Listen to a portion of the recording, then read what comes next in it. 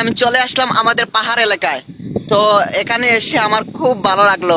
আর এখানে পিনপিনা বাতাসও আছে। আর ওই যে দেখতে পাচ্ছেন আমার এক ভাই, উনি এখানে কি করতেছে। তো উনাকে আমি গিয়ে বলবো একটা গজল গাইতে আমার সাথে, দেখি উনি কি বলে। তো যাই, একটু ওয়েট করেন। এখানে কি করেন? তো গরু রাখতেছি। গরু রাখতেছেন? জি। তো আপনি কি গজল পারেন? জি পারি। পারেন? জি।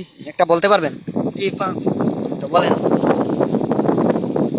ডেকে লাও রাসূলুল্লাহ, রোজা পাকের কিনারে আমি শহীদ